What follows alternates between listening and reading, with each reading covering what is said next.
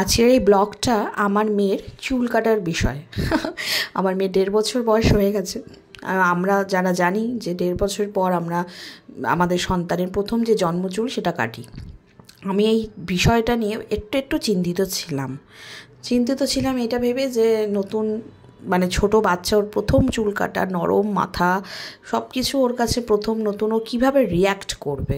কিন্তু আমার মেয়ে অ্যাজ ইউজুয়াল খুব কাম ছিল এবং ওর কাছে বিষয়টা নতুন, যেহেতু খুব বেশি অবজার্ভ করে সব কিছু, যার জন্য এটাও অবজার্ভ করছিল যে কী করে ওর চুলটা কাটা হচ্ছে।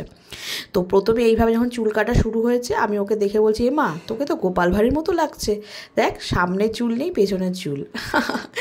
আর যে দাদা কাটছেন তার হাত এত ভালো, তিনি এতটাই ভালো পটু যে কোনো অসুবিধাই হয়নি। দাদা আমাদের সাথে গল্প করছেন, বলছে আমি 21 দিনের বাচ্চার চুলও কেটেছি, তখন তো মাথা আরও নরম থাকে, অতএব আপনাদের কোনো চিন্তা নেই, আপনারা নিশ্চিন্তে থাকুন। আমি খুব একটা চিন্তা বা টেনশন করছিলাম না, যে না ও আস্তে আস্তে তো কোঅপারেট করছে।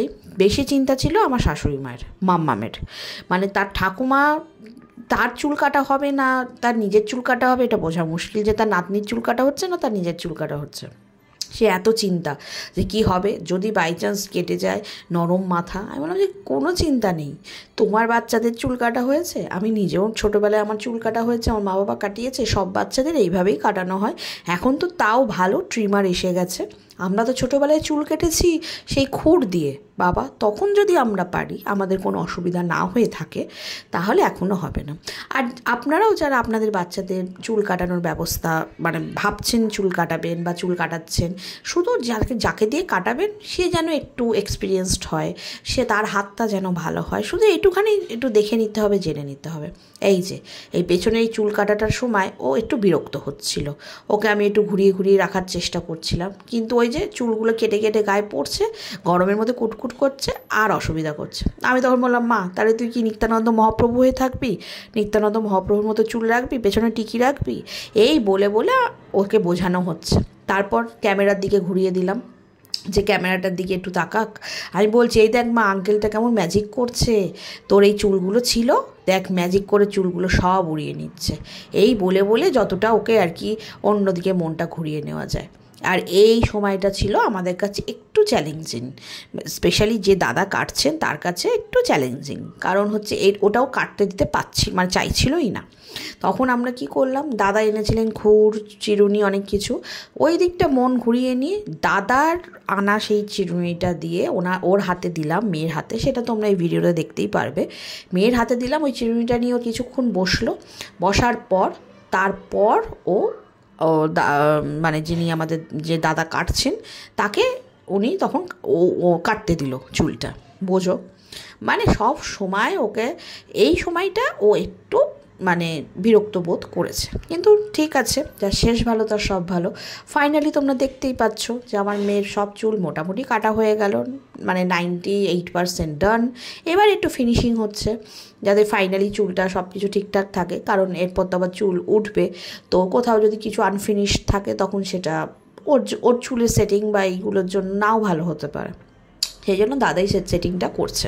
আমার শাশুড়ি মা মাম্মাম তো বলেই যাচ্ছে, না হয়েছে দাদা, ছেড়ে দিন, আর ওইটুখানিতে কিছু অসুবিধা নেই। আমি বলছি, না, কানের পেছনে অল্প চুল আছে, এইগুলো এইভাবে ছেড়ে দেওয়া যায় নাকি, ওর কোনো অসুবিধা হচ্ছে না। ও বাচ্চাটা তো একটু বিরক্ত বোধ করবেই, কারণ এটা ওদের কাছে প্রথম এই জিনিসটা ওরা দেখছে, কিন্তু সেটাকে আমাদের ম্যানিপুলেট করে অন্যভাবে ওদের সাথে সেটা ম্যানেজ করতে হবে, এবং সেটাই করা উচিত। সেই জন্য আমি দাদা বলছি, দাদা আপনি হ্যাঁ চিরুনিটা দিন।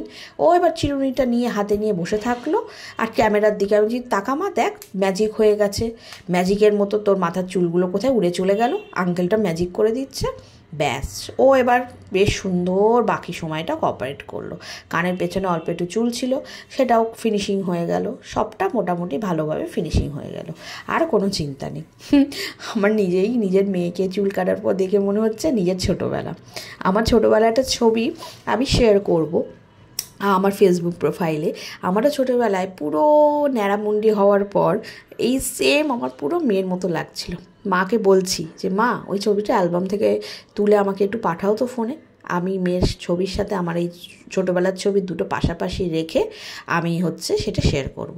এই যে একটুখানি কেঁদে উঠলেন উনি, ওনার এখন বিরক্ত লাগছে, গায়ের মধ্যে চুল পড়েছে আর কুটুকুটু হচ্ছে, আর কি, আর কিছুই না, আর কোনো অসুবিধা নেই। তাও ওই চিরুনিটা দিয়ে আমি সব বুঝিয়ে, তাও যতটা পারা সম্ভব ততটা করা হলো। এবার সেই চুলগুলো তো কালেক্ট করতে হবে, কারণ আমাদের সবারই কিছু না কিছু মনোবাঞ্ছা থাকে যে আমরা আমাদের বাচ্চার প্রথম জন্মচুল যেটা কাটবো সেটা কোনো না কোনো তীর্থস্থানে আমরা সেটাকে দিয়ে আসি।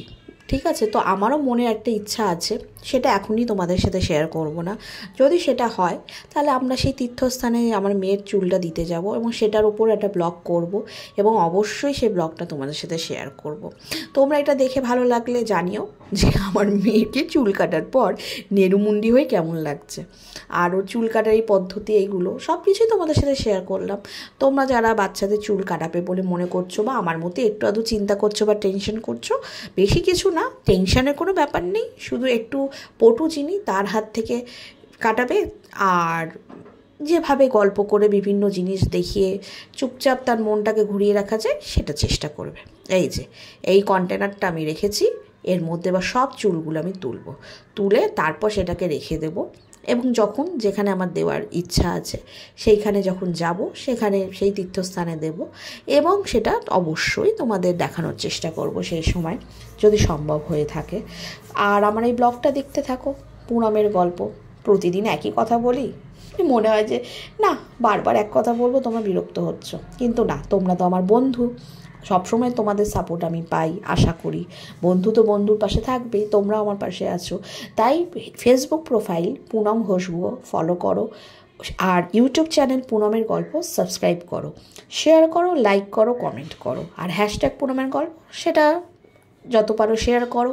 আর আমার এই ব্লগগুলো ভালো লাগলে কমেন্টে লেখো, আর যদি কোনো রকম মনে হয় যে চেঞ্জ করার দরকার বা কোনো কিছুর দরকার, সেটাও তোমরা সাজেশন হিসেবে আমাকে বলতে পারো। এই যে আমি আস্তে আস্তে এবার চুলগুলো সব গুটিয়ে নিলাম, নিয়ে এর মধ্যে রেখে দেবো, রেখে দিয়ে ব্যাস এই চুলটা এবার আমরা যাব যেখানে, সেখানে গিয়ে সেখানে দান করব। আর সেটা তোমাদের সাথে এখন শেয়ার করব না, যখন যাব তখন তো তোমরা দেখতেই পারবে। আর ইউটিউব চ্যানেলটা যদি সাবস্ক্রাইব করে বেল আইকনটা মানে তোমরা ক্লিক করে রাখো, তাহলে আমি যে ভিডিও যখনই নোটিফিকেশান যাবে তোমাদের কাছে, ভিডিও পোস্ট করব, শর্টস পোস্ট করব, তোমরা নোটিফাই হয়ে যাবে। তো আর তো কিছু করার নেই, আমারও আর কিছু বলার নেই। এই যে মেয়ে এবার নিজেকে দেখবে আয়নায়, আয়না মানে আপাতত ফোনের ক্যামেরায় ও এবার দেখবে যে ওকে এখন চুল কাটার পর নেরুমুন্ডি হয়ে কেমন লাগছে। আমি ওকে বলছি, মা দেখ তো কেমন লাগছে। আর ওর তো গলায় টলায় চুলগুলো একটু পড়েছে, কুটকুট করছে গরমে, এবার স্নান করাতে নিয়ে যাবে।